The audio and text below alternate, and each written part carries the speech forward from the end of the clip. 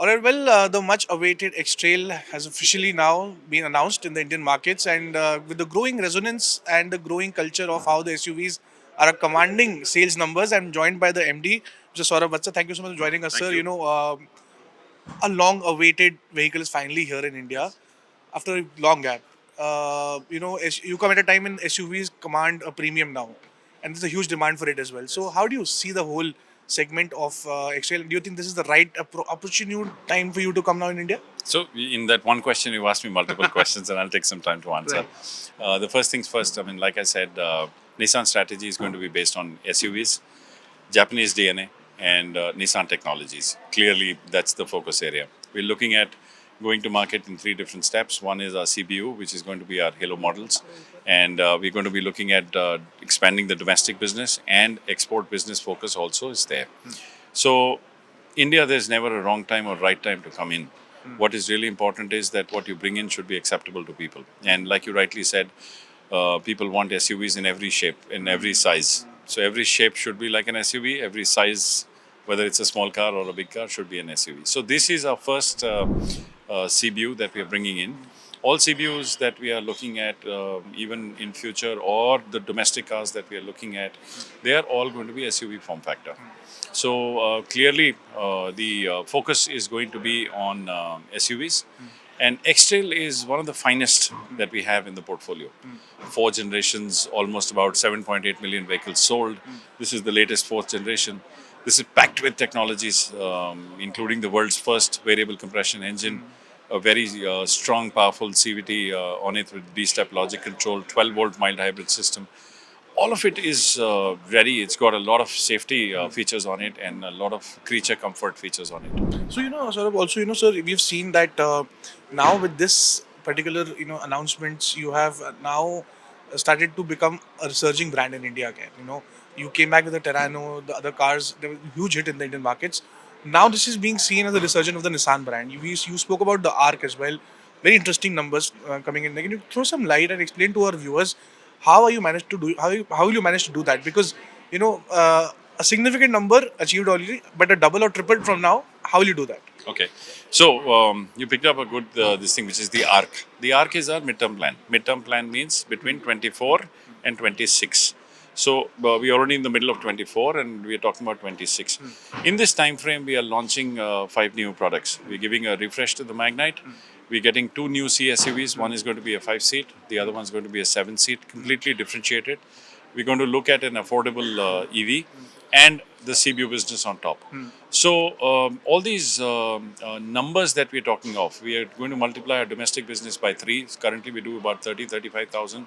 It's going to cross 100,000 units by 26. Exports, another 100,000 by 26. So you can see the entire strategy is based on products coming into the market, catering to the domestic Indian consumer first before they are exported, and CBU's domestic and exports put together.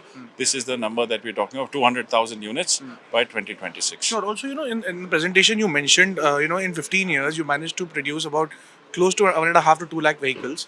Now, from FY23 to FY26, you plan to produce about 3 lakh vehicles.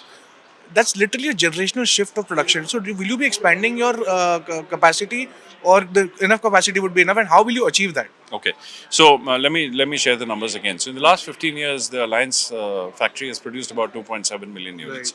1.1 million units have been exported by Nissan under Nissan badge. Right. Balance have come to the domestic market. Right. Now, what we're going to do is we are looking at 100,000 domestic, 100,000 export by FY26. The installed capacity at our Alliance plant is about 500,000 units, 480,000 to be precise. So, with what Nissan is doing and what the alliance partner will do, we'll be almost looking at about 80% capacity utilization at our alliance factory. Okay. So, we are in a very good shape because the capacity exists. We've got 5,000 people working in the alliance factory. We've got another 9,000 people at our technical center, and what we are expanding is our NSC and our network to give it a boost on the domestic market side, because domestic market is multiplying by 3. So that is a big number which will be there in FY26 from Nissan in India. Right. Also, very interesting numbers for the investments that you were mentioning. 1.8 billion, the brand, the headquarters have invested into the country. For such aggressive growth, you will need more money. How will you raise that, and how much commitment has come? Any number you would give us? So you're right. The alliance has already invested 1.8 billion in India.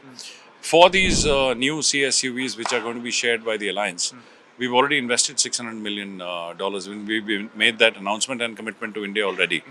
So we are in a very good, solid shape at this point in time as far as our facilities are concerned, our capacities are concerned, investments are there, portfolio is secured, but now it's go to market. So we've been kind of away from actually interacting with the media because we've had just one car wonder, which is the Magnite. That's done about 100,000 units in domestic market already in the last 3 years, and now it's a big multiplication based on a strong portfolio and our facilities in India. Alright, you also mentioned about a balanced ICE EV portfolio that Nissan would have. We also saw in the presentation about affordable EV, which I'll come to that because that will be the most interesting part. I want to ask you, what is your view on diesel engines? Many OEMs are now focusing towards moving away from diesels. Where are you looking at as far as diesel goes? And will that be included in your balanced portfolio approach that you're following?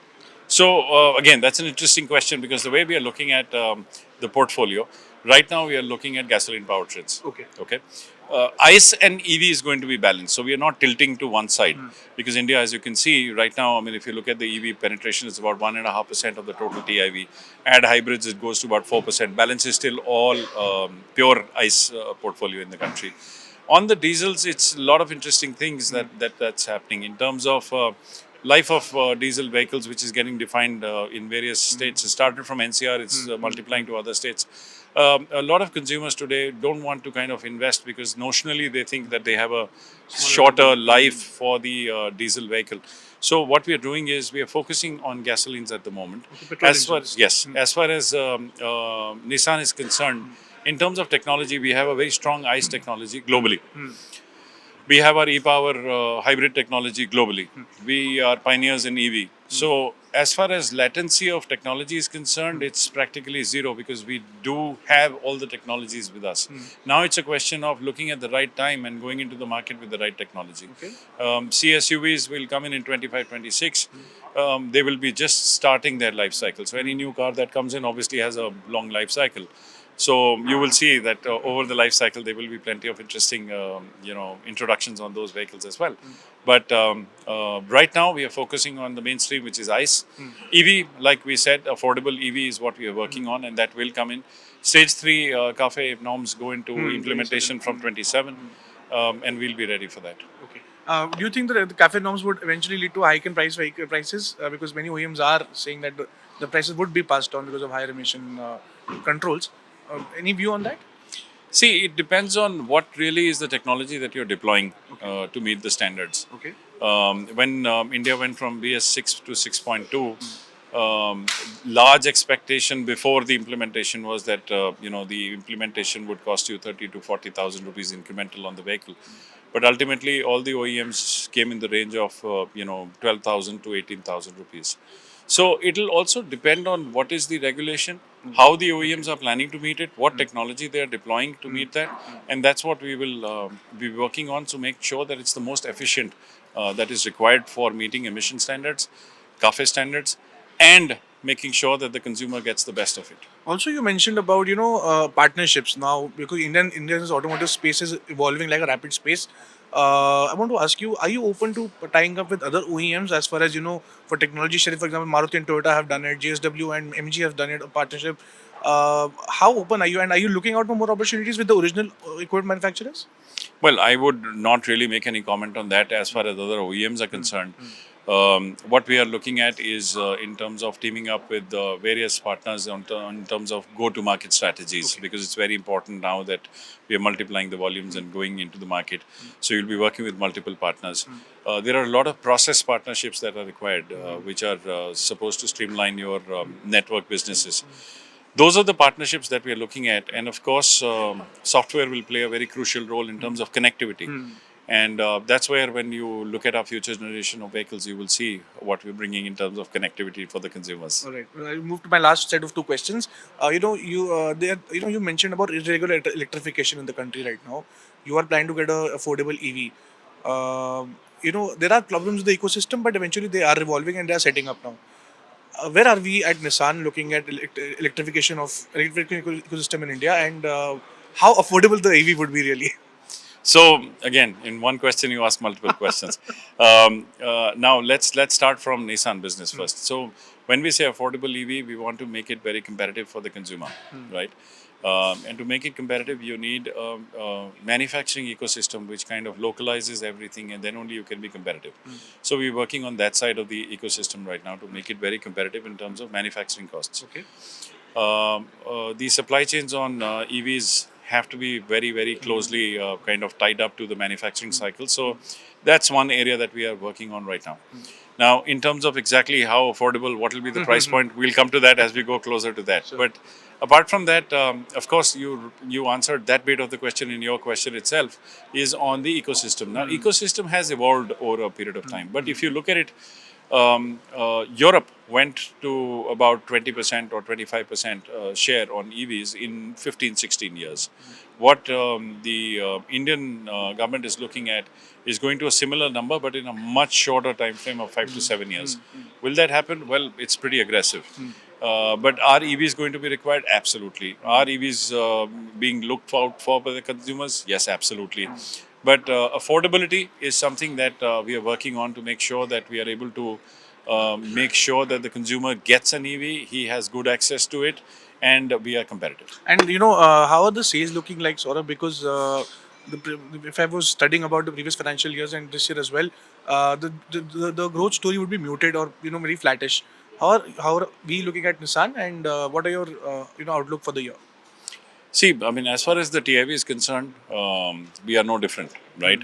If you look at quarter one, it's been a little muted. Multiple factors there. Elections came in. Heat wave. You had heat wave. All of those came in. Budget is moving to July. So there are multiple factors there. Now, are we looking at a buoyant festive season coming up? Yes, all the OEMs are looking for a buoyant festive season. Therefore, if I was to peg my number, it will be between 7 to 8% this year. That's what we are looking at. Although right now the quarter one's been a little subdued. There is growth, but it is a little subdued. But we've seen the auto industry is fairly resilient to that, and consumers tend to kind of come back during the festive season, and then the year end sees a big spike. So we are quite hopeful that we should be seeing a 7 to 8% growth in this financial year. Before I let you go, I want to ask you, what has the Nissan India division learned from its legacy issues earlier? If you could give me one or two aspects, what has been a big learning for you at the brand here, and how do you plan to improve it? So Nissan, if you see, we kind of stepped back by choice. And we've taken that time to put together a very robust strategy for India. And that strategy is now supported by products in the pipeline. And everything that we're talking to you between financial year 24 to 26 is firm. This is no longer wishy-washy. This is etched. This is coming. So we've taken consciously a time to step back, look at what needs to be done, come up with a fresh portfolio. ICE and EV is very balanced. CBUs are coming in to bring the best of Nissan technologies. Very strong focus on growing the domestic business, and of course India first, Indian consumer first strategy in terms of catering to the domestic market, and then making sure that those cars are capable of going overseas, because Indian consumers is quite demanding. Indian regulations today in safety and emissions are fairly competitive. So when we make cars for Indian consumers, it's not difficult for us to take them abroad. And that's exactly how we're going to focus it. So Nissan Magnite is a classic example. It's going to go from 15 countries to 40 countries, from right-hand drive to right-hand drive and left-hand drive. One global car for the world. And that's what you will see when we refresh it. So that's how we are attacking the market. All right, well, we wish you the best for attacking the market and Thank coming you more so options. much. Well, that was Saurabh Vatsa. Canada is always talking about how the big comeback of Nissan is on its way, and by FY26, we'll have more cars from Nissan's portfolio under its belt. If you like the video, do like, comment, share and subscribe.